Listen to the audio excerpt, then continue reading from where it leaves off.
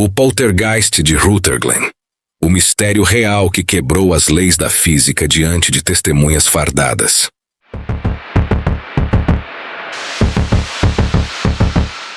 Parte 1. O protocolo do impossível. O que você faria se a única força capaz de te proteger do perigo batesse à sua porta, entrasse na sua casa e caísse de joelhos, paralisada pelo mais puro e absoluto terror? O que acontece quando os homens fardados, treinados para enfrentar a morte, os piores criminosos e as situações mais extremas da realidade, encontram um inimigo contra o qual suas armas de fogo, suas algemas e sua autoridade são completamente inúteis? Esta não é uma lenda urbana contada ao redor de fogueiras no século passado, nem o roteiro de um filme de Hollywood projetado para arrancar sustos fáceis em salas de cinema escuras. Esta é a crônica macabra de um evento documentado pelas forças da lei da Escócia, um arquivo oficial que desafiou a ciência moderna e que permaneceu abafado pelo peso do sigilo institucional, até que os próprios envolvidos decidiram que o silêncio era uma prisão insuportável. Em agosto de 2016, na pacata e cinzenta cidade de Rutherglen, os relatórios da Police Scotland registraram o dia em que o inferno encontrou uma fenda na realidade e se manifestou diante de testemunhas protegidas pela farda do Estado. Uma mãe, um adolescente e uma equipe de policiais veteranos viram as leis da física se despedaçarem dentro de uma residência comum, onde até mesmo os animais domésticos foram usados como peças em um jogo de sadismo espiritual que quase terminou em tragédia. Prepare-se para entrar no relato mais sombrio, recente e perturbador de atividade poltergeist da Europa contemporânea, onde cada linha que você vai ouvir foi extraída de depoimentos reais colhidos por investigadores que juraram proteger a sociedade, mas que descobriram, da pior maneira possível, que existem monstros que a lei não pode prender. Para compreender o tamanho do horror que se abateu sobre aquela residência na Stonelaw Road, é preciso primeiro entender o cenário de Rutherglen, uma cidade que carrega em suas pedras antigas o peso de séculos de isolamento e o clima tipicamente melancólico do interior escocês. As casas geminadas daquela rua são idênticas, construídas com uma arquitetura sóbria, onde a rotina dos moradores é ditada pelo silêncio e pela previsibilidade. Nada acontece ali que escape aos olhos dos vizinhos, e qualquer distúrbio na ordem pública é rapidamente contido. Mas o que começou a se desenhar dentro das paredes daquela casa específica não pertencia ao mundo dos homens.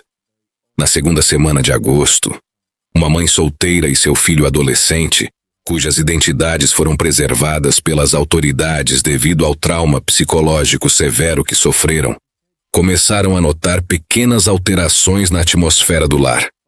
O ar parecia congelar mesmo com os aquecedores ligados no máximo, e um odor persistente de mofo misturado com enxofre começou a brotar dos cantos dos cômodos, desafiando qualquer produto de limpeza que a mulher utilizasse. Inicialmente, o pensamento lógico tentou salvar a sanidade daquela família. Eles acreditaram que se tratava de um problema estrutural crônico, uma infiltração oculta no solo ou uma falha no sistema de calefação que assolava o antigo bairro. Porém, a calmaria forçada desmoronou quando os primeiros sons começaram a ecoar debaixo do assoalho. Não eram os estalos comuns da madeira que se ajusta à mudança de temperatura da noite escocesa, mas sim batidas rítmicas, pesadas, que pareciam simular passos lentos subindo a escada de madeira que levava aos quartos. O filho adolescente, nas primeiras noites, relatou à mãe que sentia a cama vibrar, como se algo estivesse empurrando o colchão de baixo para cima com uma força contida, mas agressiva. A mãe tentou acalmá-lo, atribuindo o fenômeno ao estresse escolar ou ao cansaço, mas na madrugada seguinte, ela própria acordou com o som ensurdecedor de louças se espatifando na cozinha. Ao descer os degraus trêmula, segurando uma lanterna improvisada, encontrou os armários completamente escancarados e os pratos reduzidos a pó no chão. O mais aterrorizante é que não havia sinais de arrombamento nas portas ou janelas. A tranca interna permanecia intacta, e o silêncio que se seguiu ao estrépito era tão denso que ela podia ouvir o próprio batimento cardíaco ecoando nas paredes. Foi o início de um cerco que durou 48 horas ininterruptas de puro tormento mental, onde o sono se tornou um luxo impossível e a casa se transformou em uma armadilha psicológica viva. Na segunda noite de ataques, as forças invisíveis que infestavam o local decidiram que não precisavam mais se esconder sob o manto da escuridão. À luz do dia, objetos decorativos começaram a deslizar pelas mesas sem que ninguém os tocasse, desafiando a gravidade e a lógica material. Vasos de flores se erguiam a centímetros do chão e despencavam verticalmente, despedaçando-se com violência. As lâmpadas começaram a queimar em uma sequência frenética, estourando os filamentos com um estalo seco que lembrava pequenos tiros dentro dos quartos. Quando o filho tentou ligar para a emergência pela primeira vez, o sinal de celular desapareceu por completo, substituído por um chiado estático agudo que causava dor nos ouvidos. A mãe, em um ato de desespero, tentou desligar o disjuntor principal de energia da casa para evitar um curto-circuito ou um incêndio, mas mesmo com toda a eletricidade cortada na fonte, as luzes da sala de estar continuaram a piscar de forma caótica, como se uma corrente invisível e autônoma estivesse alimentando a fiação. O pânico já havia se instalado na espinha dorsal daquela família, que se via sitiada dentro do próprio lar por uma presença que não possuía rosto, não possuía nome, mas exalava uma malevolência palpável. Sem alternativa e temendo pela integridade física do filho, a mulher esperou a primeira luz da manhã de segunda-feira para correr até a rua e usar o telefone de um vizinho para acionar a Police Scotland. No quartel local, o chamado foi recebido como um possível caso de perturbação da ordem ou vandalismo doméstico provocado por algum invasor oculto ou por um surto psicótico familiar, algo comum na rotina policial. 2 viaturas foram despachadas para o endereço na Stonelaw Road, transportando oficiais veteranos, homens acostumados a lidar com brigas de bar, violência doméstica e crimes de rua, mentes céticas moldadas pela dureza do cotidiano policial. Ao cruzarem o limiar daquela porta, os agentes esperavam encontrar uma cena de crime convencional ou uma família necessitando de assistência médica psiquiátrica. O que eles encontraram, no entanto, foi o início de um pesadelo logístico e espiritual que destruiria o ceticismo de cada um daqueles homens da lei para sempre. Assim que os policiais entraram na sala de estar, notaram o cenário de destruição. Móveis revirados, cacos de vidro espalhados e a mãe e o filho encolhidos em um canto, abraçados ao pequeno chihuahua da família. Um cão que tremia de forma violenta e se recusava a olhar para o centro do cômodo. O inspetor encarregado começou a tomar o depoimento da mãe, anotando as palavras trêmulas da mulher em seu bloco oficial, enquanto os outros agentes começaram uma varredura tática pelos cômodos em busca de invasores, fios ocultos ou qualquer sinal de fraude mecânica que pudesse explicar o relato absurdo de fantasmas destruindo a casa. Foi durante essa busca minuciosa que o impossível se manifestou na presença da autoridade do Estado. Um dos policiais, ao entrar na cozinha vazia, testemunhou a porta do forno de ferro fundido abrir e fechar sozinha com uma força brutal, repetidas vezes, batendo contra o batente até que o metal começasse a entortar.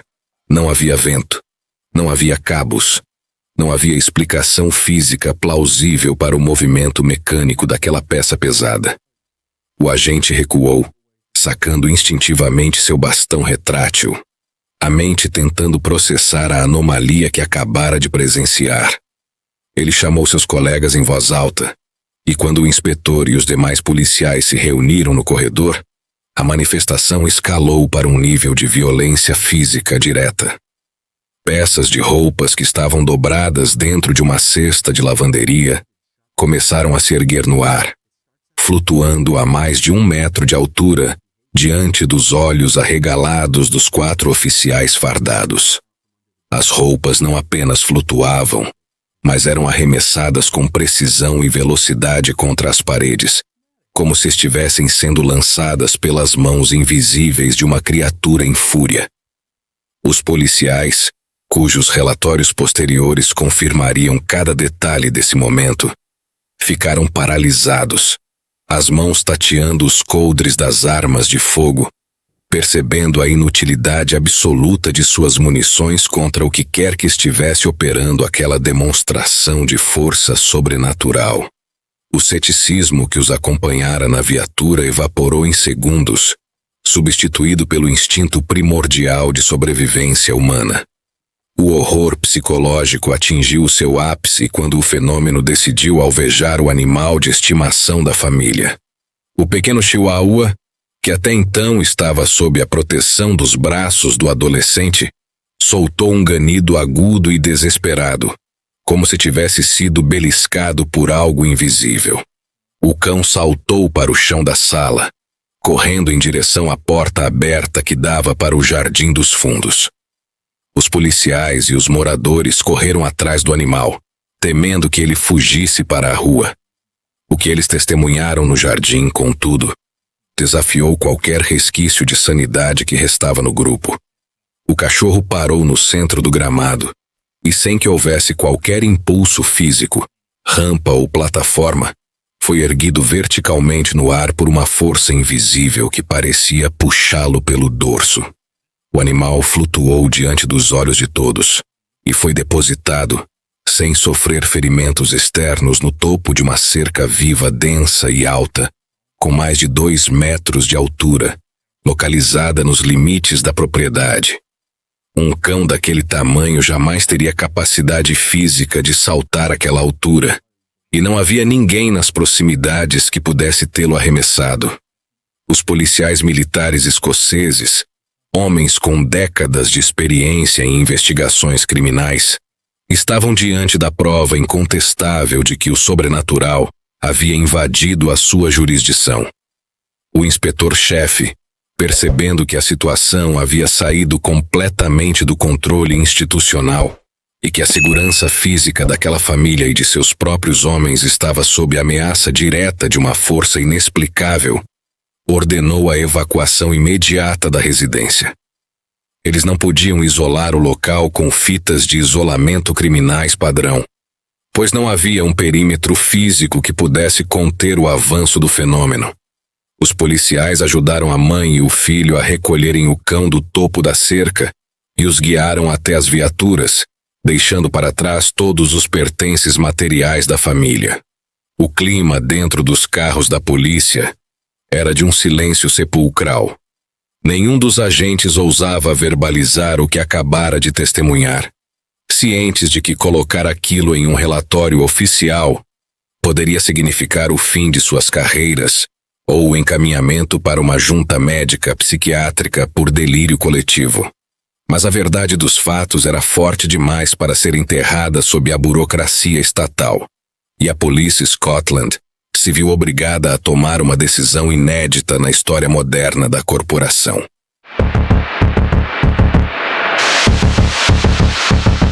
Parte 2. O relatório do inexplicável. As viaturas se afastaram da Stonelaw Road, rasgando o silêncio daquela manhã cinzenta. Mas o terror que os policiais haviam presenciado não ficou para trás, trancado dentro daquela estrutura de tijolos.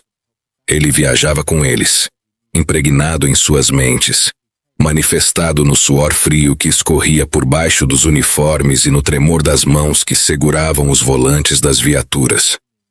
Ao chegarem ao distrito policial de Rutherglen, os 4 oficiais se trancaram em uma sala de reuniões com o comandante da unidade.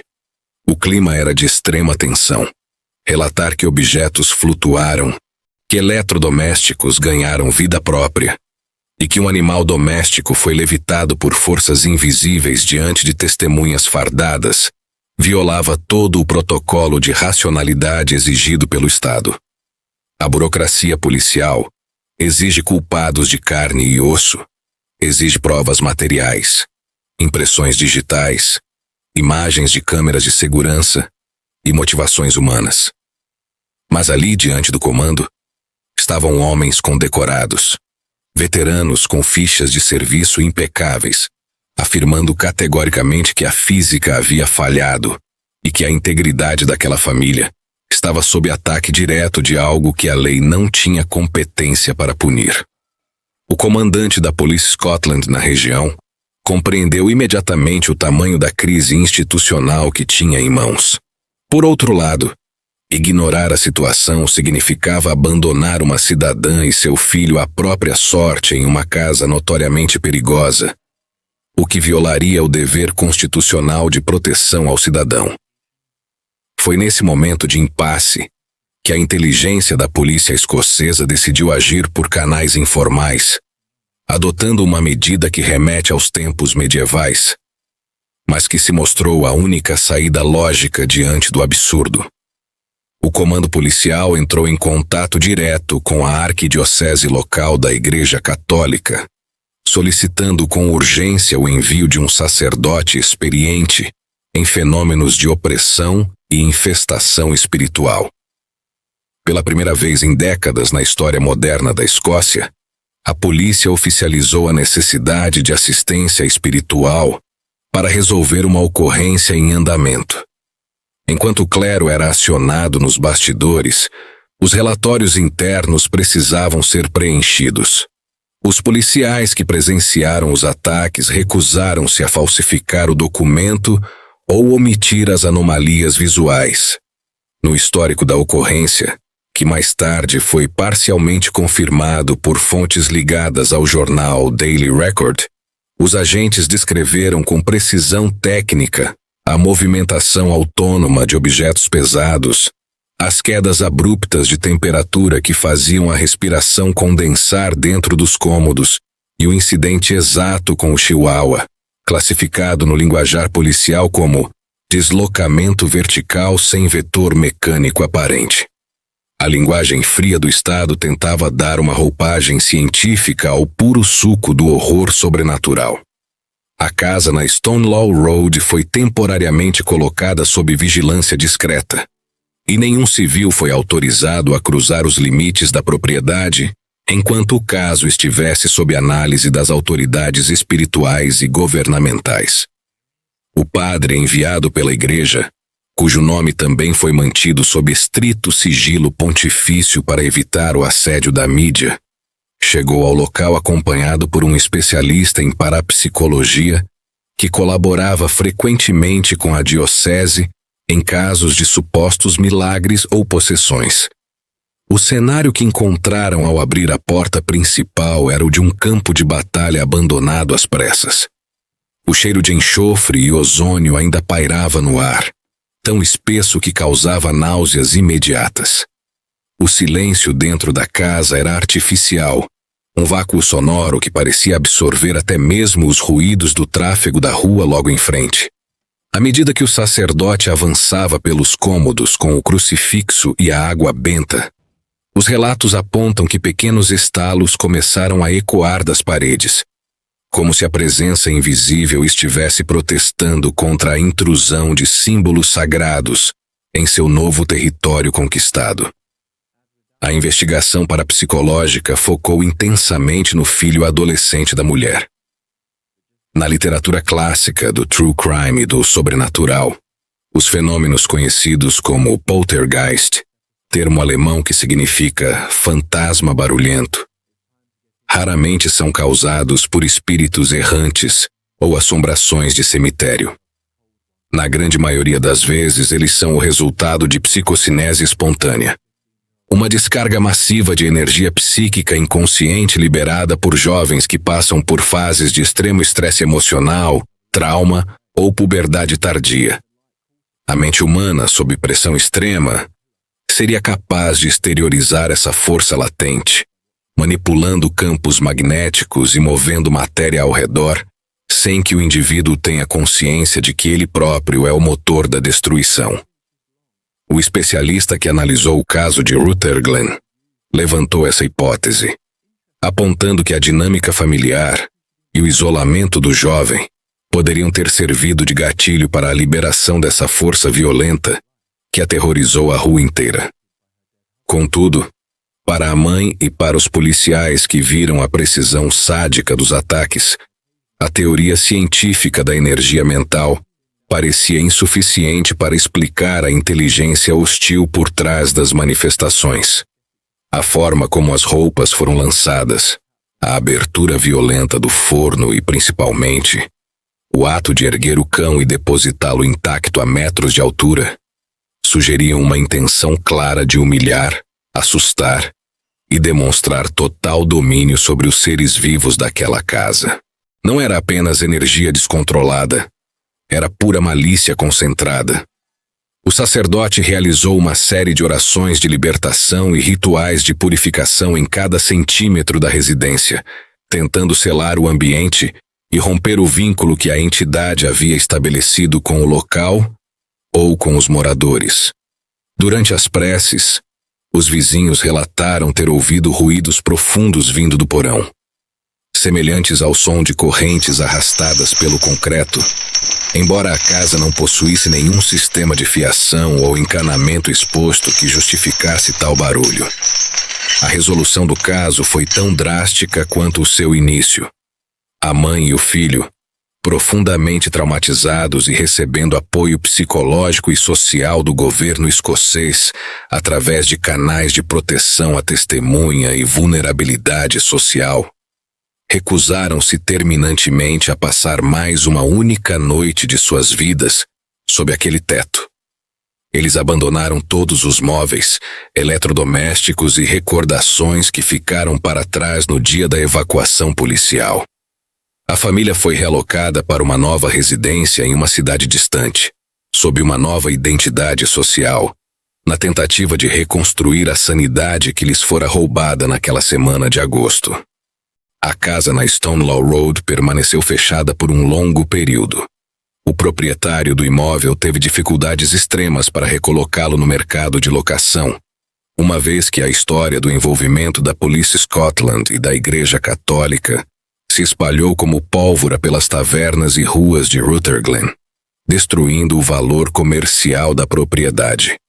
Quando o jornal The Telegraph finalmente quebrou o bloqueio de informações e publicou os detalhes chocantes do relatório policial em meados de agosto de 2016, o porta-voz da Police Scotland emitiu uma nota oficial curta, seca e evasiva que entrou para a história do jornalismo investigativo.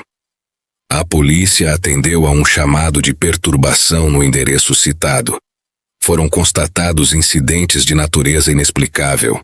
A ocorrência foi repassada para entidades de apoio comunitário e religioso competentes. Nenhum crime foi registrado. Era a admissão formal de que o Estado havia batido em retirada diante do desconhecido. Este caso permanece gravado nos anais do mistério moderno como um divisor de águas.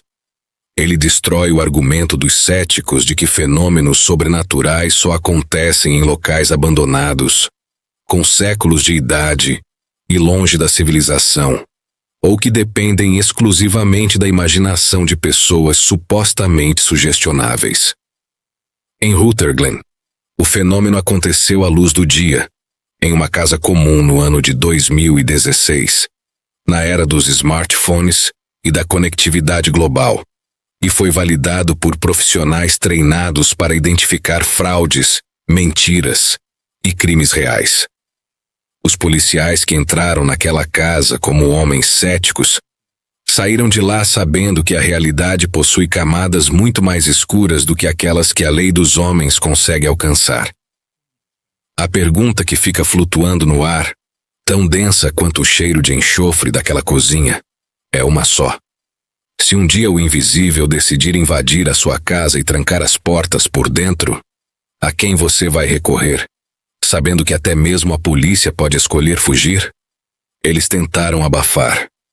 Tentaram transformar o inexplicável em um relatório frio de gaveta.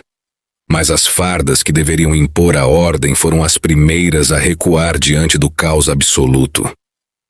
Hoje, aquela casa na Escócia permanece de pé, idêntica a tantas outras na vizinhança. Mas quem passa por aquela calçada nas noites cinzentas, jura que o silêncio ali dentro é pesado demais para ser humano. A verdade é que a lei dos homens só funciona até onde a física permite. E se as forças que nos protegem do mundo real escolheram fugir naquela noite de 2016, nos resta apenas rezar para que o próximo alvo não seja você. Olhe para o seu quarto agora. Preste atenção nas sombras. E reze para que o chão sob os seus pés continue firme. Porque se o invisível decidir entrar, nem a polícia vai poder te salvar.